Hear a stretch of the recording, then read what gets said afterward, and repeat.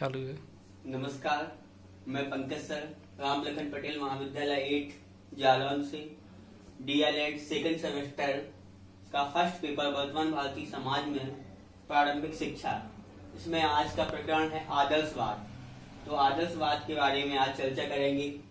तो आदर्शवाद को किन किन नामों से जाना जाता है? आदर्शवाद को प्रत्ययवाद, विचारवाद और आध्यात्मवाद की संज्ञा दी जाती है। विचार मतलब जो अंतिम सत्ता माना जाता है आदर्शवाद में, वो विचारवाद को माना जाता है। विचार ही अंतिम सत्य है। और आध्यात्मवाद जिसमें सत्यम शिवम सुंदरम की बात की जाती है, जिसमें वेद पुराणों की बात की जाती है, जिसमें गुरु को सर्वश्रेष्ठ माना जाता है, वो आध्यात्मवाद कहता है। तो आदर्शवाद का अंग्रेजी रूपांतरण है आइडियाइज्म। आइडियाइज्म से लिया गया है। आइडियाइज्म दो शब्दों से मिलकर बना है। आइडिया का अर्थ है विचार और इज्म का अर्थ है वाद। तो दोनों का सम्मिश्रण हुआ तो बना आदर्शवाद। आदर्शवाद को विचारवाद भी कहा जाता है, जैसा कि हमने आपको बताया। तो आदर्शवाद के कौन कौन से दार्शनिक हुए हैं, पाश्चात्य और भारतीय दार्शनिक, उनके बारे में। तो आप पाश्चात्य दार्शनिकों में Descartes, Schelling, Spinoza, Gentile, Schopenhauer, Hegel, Kant, ये विदेशी दार्शनिक थे, लेकिन उन्होंने आदर्शवाद को सर्वप्रथम माना, सर्वमान्य किया। भारतीय दार्शनिकों में, भारतीय आदर्शवादी दार्शनिकों में है महात्मा गांधी, विवेकानंद, महर्षि अरविंद और रविंद्रनाथ टैगोर। इन्होंने आदर्शवाद को प्रमुखता दी। इसके बाद में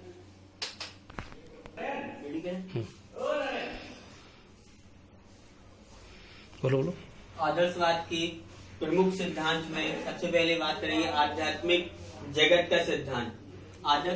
आध्यात्मिक जगत का सिद्धांत।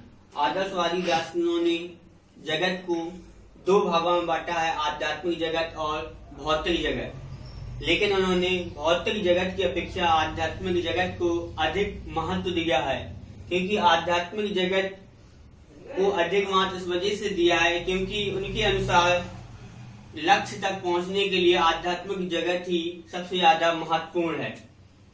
अब बात करते हैं वस्तु या पदार्थ की अपेक्षा विचार का सिद्धांत। उन्होंने कहा है कि भौतिक जगत की प्रत्येक वस्तु की अपेक्षा उनमें भी एक विचार उत्पन्न होता है और वो विचार ही अंतिम सत्ता तक पहुंचाता है। इस वजह से विचार को अधिक महत्व दिया है। इस वजह अगला पॉइंट है आदर्शवाद और शिक्षा के उद्देश्य। आत्मानुभूति। आत्मानुभूति मतलब स्वयं के द्वारा जो अनुभूति निकलती है, स्वयं की बात। तो जेंटाइल वैज्ञानिक दार्शनिक हुए हैं जेंटाइल, उन्होंने कहा है आत्मानुभूति शिक्षा का अंतिम लक्ष्य है। मतलब जो मन की बात निकले वही सर्वोपरि है। और एक दार्शनिक हुए रॉस, उन्होंने कहा है आत्मानुभूति जीवन का लक्ष्य है और शिक्षा का उद्देश्य है। अगला पॉइंट है व्यक्तित्व का विकास। व्यक्तित्व का विकास शिक्षा के लिए सर्वोपरि है। व्यक्तित्व का विकास, अगर इंसान शिक्षित है और उसमें व्यक्तित्व का विकास नहीं है तो वो पशु के समान है, मानवता नहीं है, उसमें राष्ट्रीयता नहीं है, कोई नहीं जानता, तो फिर उसमें व्यक्तित्व का विकास हो ही नहीं पाएगा। इस वजह से संपूर्ण शिक्षा के लिए सबसे ज्यादा जरूरी है व्यक्तित्व का विकास। प्लेटो ने कहा है शिक्षा का उद्देश्य आदर्श व्यक्तित्व का निर्माण तथा विकास करना है। अब बात आती है आदर्शवाद और शिक्षण विधियों। तो सुकरात ने शिक्षण विधि दी है प्रश्नोत्तर विधि या प्रश्न विधि। इनकी ये सबसे ज्यादा प्रचलित विधि है, क्योंकि इन्होंने जो एथेंस में थे तो वो जगह जगह खड़े होकर लोगों से बात में बात करते थे, प्रश्न किया करते थे, तो उसे प्रश्न विधि का नाम दिया। अरस्तु ने आगमन और निगमन विधि दी है।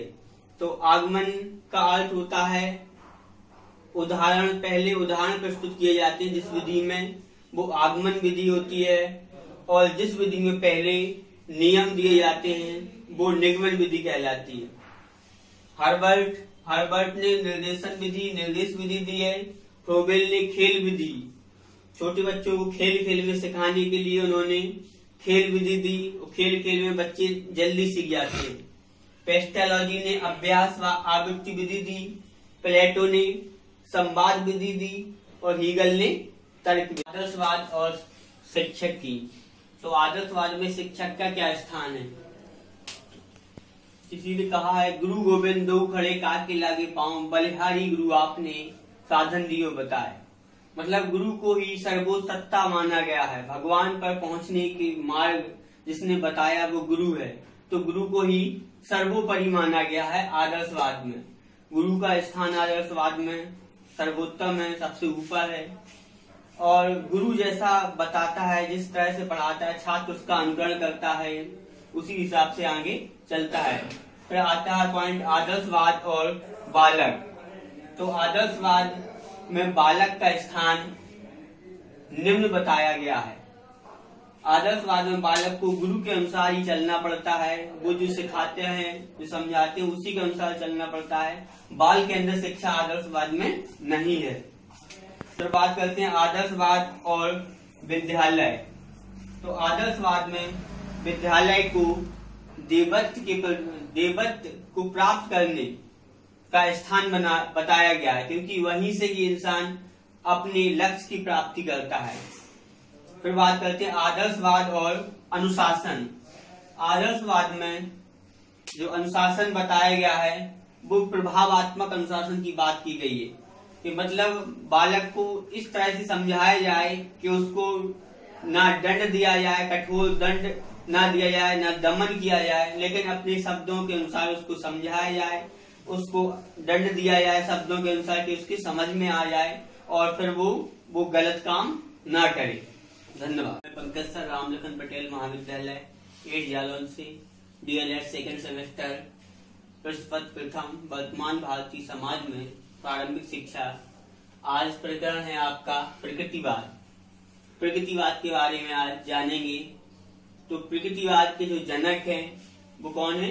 रूसो। प्रकृतिवाद के जनक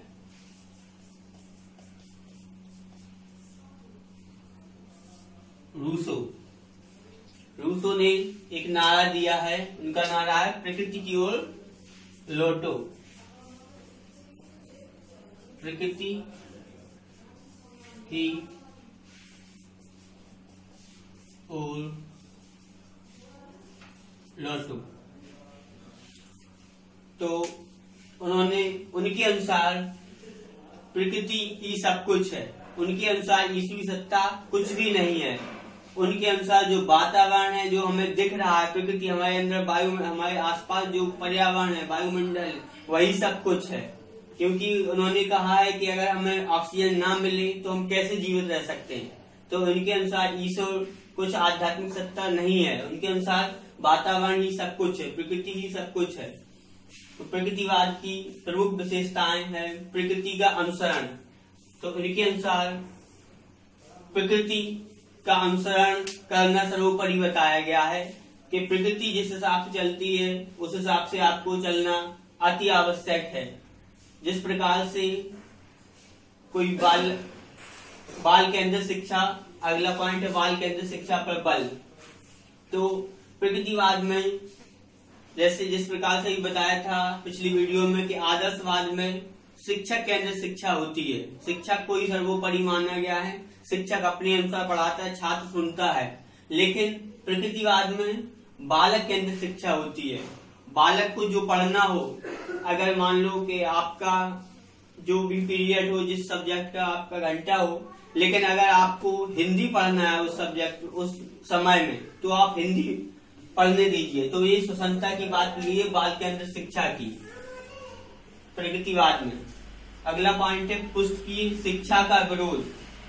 रूसो ने कहा है कि जरूरी नहीं है कि पुस्तक में जो शिक्षा लिखी हो, जो चीजें लिखी हो वो सत्य ही हो, कुछ अपने अनुभव के अनुसार भी करना चाहिए, जो हम खुद सीख सकें, करके सीखें जो चीजें। तो वो उन्होंने पुस्तकीय शिक्षा का विरोध किया है कि ऐसे ही आप किसी पुस्तक पर विश्वास नहीं कर लें जब तक आप खुद ना उसको करके देखें। तो अगला पॉइंट है बालक की स्वतंत्रता पर बल। प्रकृतिवाद ने बालक की स्वतंत्रता पर बल दिया है। जैसा कि हमने बताया कि अगर उसको कोई भी विषय का उसका पीरियड है, अगर उसको दूसरा कला विषय पढ़ना है तो कला पढ़ना चाहिए, पढ़ाना चाहिए। अगर उसको इंग्लिश पढ़ना है तो इंग्लिश, कोई बाध्यता ना हो कि उसी समय में आपको पढ़ाया जाएगा। तो बालक की स्वतंत्रता पर बल की बात की गई है प्रकृतिवाद में। प्रकृतिवाद में शिक्षक का स्थान, तो प्रकृतिवाद में शिक्षक का स्थान निम्न या गौण माना गया है। शिक्षक को पर्दे के पीछे माना गया है। जिस प्रकार से एक रंगमंच पर एक अभिनेता अभिनय करता है और पीछे से कुछ लोग बोलते हैं, उसको समझाते जाते हैं, तो उसमें बाल शिक्षक का स्थान पर्दे के पीछे बताया गया है प्रकृतिवाद में। फिर बात करते हैं प्रकृतिवाद में बालक का स्थान। तो प्रकृतिवाद में बालक का स्थान सर्वोपरि माना गया है और बाल के अंदर शिक्षा पर बल दिया गया है। उनके अनुसार बालक को जिस हिसाब से पढ़ाई करनी हो उस हिसाब से वो करे।